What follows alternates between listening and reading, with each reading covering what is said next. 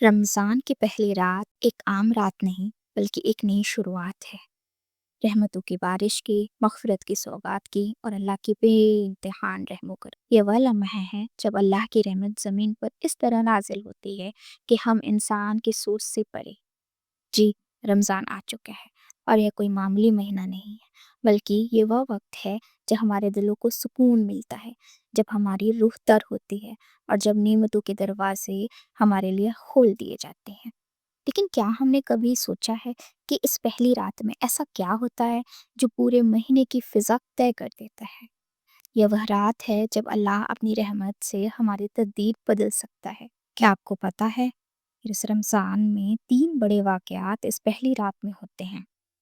اللہ کے 3 کرم جو ہمیں توبہ کرنے اور اللہ کے قریب ہو جانے کا بہترین موقع دیتے ہیں، جن کو انشاءاللہ تعالیٰ میں آگے اس ویڈیو میں شیئر کروں گے۔ پہلا ہے، جہنم کے دروازے بند کر دیے جاتے ہیں۔ گزشتہ 11 مہینوں میں ہم ایک ایسے ماحول میں جی رہے ہوتے ہیں جہاں گناہوں کی بھرمار ہوتی ہے، جہاں شیطان وسوسے ڈالتا رہتا ہے اور ہمارے اعمال ہمیں جہنم کے قریب کر سکتے ہیں۔ لیکن اس پہلی رات اللہ اپنی بے امتحان رحمت سے جہنم کے دروازوں کو بند کر دیتا ہے، جس کا یہ مطلب ہے کہ اللہ ہمیں واپسی کا موقع دے رہا ہے۔ ہم نے چاہے جتنے بھی گناہ کیے ہوں، چاہے ہم کتنے بھی دور کیوں نہ چلے گئے ہوں، اللہ تعالیٰ فرماتے ہیں اب لوٹ آؤ، سزا کے دروازے بند کر دیے گئے ہیں، اب رحمت کے دروازے کھول دیے گئے ہیں۔ یہ ایک امید کی کھڑی ہے، یہ ایک اشارہ ہے کہ اللہ ہمیں معاف کرنا چاہتا ہے۔ لیکن کیا ہم اس موقع کا فائدہ اٹھائیں گے؟ اب جہنم کے دروازے بند ہیں تو کیا ہم پھر سے گناہوں سے چپکے رہیں گے؟ بے شک نہیں۔ تو اس رحمت والی رات میں اللہ تعالیٰ سے اپنے گناہوں کی معافی مانگ لیجیے۔ اللہ تعالیٰ کی دوسری نعمت یہ ہے کہ جنت کے دروازے کھول دیے جاتے ہیں۔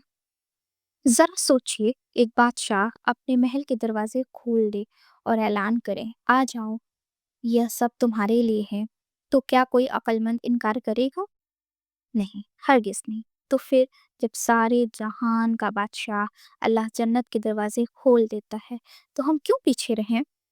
اگر جنت کے دروازے کھل چکے ہیں تو اس کا مطلب یہ ہے کہ وہ سارے اعمال جس نے جنت ملتی ہے اب آسان کر دیے گئے ہیں۔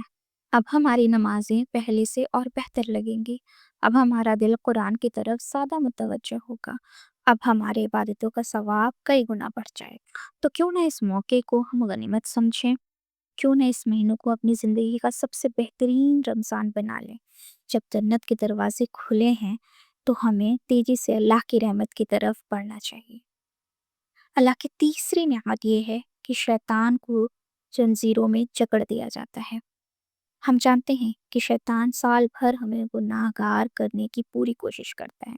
وہ ہمارے کانوں میں فسفساتا رہتا ہے، گناہوں کو خوبصورت بنا کر دکھاتا ہے اور ہمیں اللہ سے دور کرتا ہے۔ لیکن اس پہلی رات اللہ شیطان کو بے بس کر دیتا ہے۔ اگر رمضان میں بھی ہمیں گناہ کی طرف کھنچاؤ محسوس ہو رہا ہے تو یہ صرف اور صرف ہماری اپنی نفس کی کمزوری ہے۔ اب یہ ہماری ٹریننگ کا وقت ہے، ہمیں خود کو گناہوں سے روکنا ہوگا۔ اب یہ ثابت کرنے کا وقت ہے کہ ہم اللہ کی عبادت شیطان کی غیر موجودگی میں بھی کر سکتے ہیں۔ اب یہ موقع ہے اپنی بری عادتوں کو چھوڑنے کا، تاکہ رمضان کے بعد بھی ہم ایک بہتر انسان بنے رہیں۔ اب فیصلہ ہمارے ہاتھ میں ہے۔